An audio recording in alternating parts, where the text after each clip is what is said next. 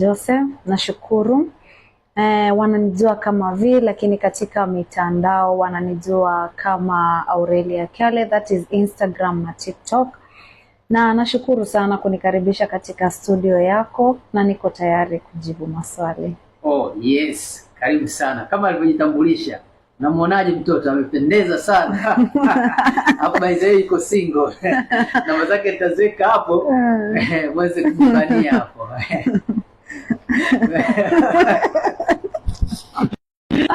Ingekuwa na mimi sije bana, lakini basi why huko. Okay. Turudi kwenye mada. Hiyo ilikuwa sio mada.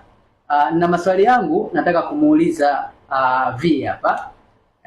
Pia nashukuru kwa kuja studio. Hili swali watu wengi sana wakiulizwa wana majibu yao. Kila mtu anajibu vile anavyoweza.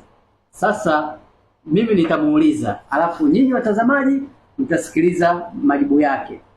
Huyu kidogo Kiswahili anakifahamu lakini si sana. Kwa hiyo atakuwa anachanganya. Wanaita Kiswanglish. Kwa hiyo ndo atakuwa akiongea hivyo. Unajua wenzetu kidogo wanaisemaga wenyewe Kiswahili si mdomo yao. Lakini itabidi tuwazoee. Itabidi tuwazoee. Bwana, kabla sija kuuliza, hivi una marafiki? Marafiki ninao. Unao Marafiki ninao. Oh, yeah. Amesema ana marafiki huko. Sasa swali langu ni hivi. Ukisikia rafiki, nini maana yake? Maana ya rafiki kweli ni kubwa. Na marafiki ni wengi, lakini kuna wale marafiki